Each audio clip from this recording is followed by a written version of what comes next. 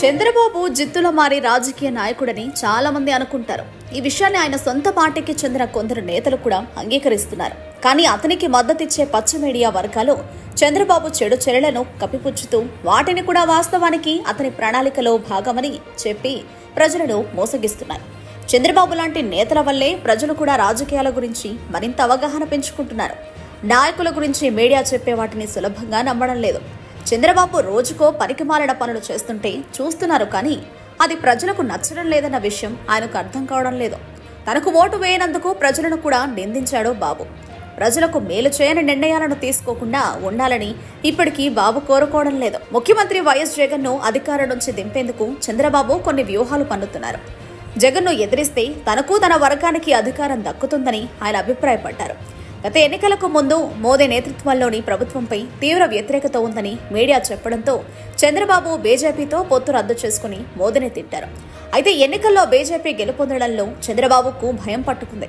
అందుకే గత 5 ఏళ్లుగా మోదీ ప్రభుత్వానికి వ్యతిరేకంగా మాట్లాడలేదు. ఇప్పుడు రాబోయే ఎన్నికల కోసం ఆయనకు మళ్లీ మోదీ ప్రభుత్వం మద్దతు అవసరం. చంద్రబాబు తన స్వప్రయోజనాలపైనే ఎక్కువ దృష్టి పెట్టారని, దేశం గురించి పట్టించుకోవడం లేదని ఈ పరిణామాల నేపథ్యంలో కొందరు అభిప్రాయపడుతున్నారు. అందుకే ఆంధ్రప్రదేశ్లో చాలా తక్కువ మద్దతు ఉన్న బీజేపీతో పొత్తుకు ఎందుకు సిద్ధమయ్యారని వారు ఆశ్చర్యపోతున్నారు. ఎన్నికల్లో గెలుపొందడం కంటే తనను తాను కాపాడుకోవడంపైనే చంద్రబాబుకు ఎక్కువ శ్రద్ధ ఉందని వారు భావిస్తున్నారు. జగన్ మళ్లీ అధికారంలోకి వస్తే చంద్రబాబు మళ్లీ జైలుకు వెళ్లే అవకాశం ఉందని భావిస్తున్నారు. తనను తాను కాపాడుకోవడమే తన ప్రధాన ప్రాధాన్యమని చంద్రబాబు భావిస్తున్నారు. మోదీ మళ్లీ అధికారంలోకి వస్తారని చంద్రబాబుకు తెలుసునని, న్యాయపరమైన ఇబ్బందులు ఎదురైతే జైలుకు వెళ్లే అవకాశం ఉందని ఆయన పార్టీ నేతలు అంటున్నారు. అందుకే తన కుమారుడు లోకేష్ ను శాసనసభ సభ్యుడిగా గెలిపించుకోవాలని చంద్రబాబు ప్రయత్నిస్తున్నారు. వివిధ రంగాల్లో ఉన్న తన మద్దతుదారులను, వారి ఆస్తులను కూడా కాపాడుకోవాలన్నారు.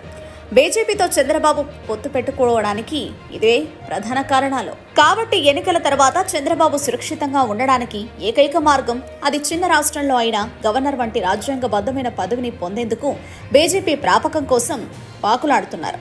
ఈ విధంగా చంద్రబాబు చట్టపరమైన కేసుల నుండి తప్పించుకోగలడు. ఇది అతని కోరిక, లక్ష్యం. తమ పార్టీకి చెందిన కార్యకర్తలు, నాయకులకు ఏం జరిగినా చంద్రబాబు పట్టించుకోవడం లేదు. ప్రజల కోసమే బీజేపీతో పొత్తు పెట్టుకోవాలని చంద్రబాబు అనడం పెద్ద అబద్ధమన్నారు. దీన్ని టీడీపీ మీడియా చెప్పడం ఇంకా శుద్ధ అబద్ధం. నిజం ఏమిటంటే చంద్రబాబు తనను తాను రక్షించుకోవడం గురించి మాత్రమే ఆలోచిస్తాడు.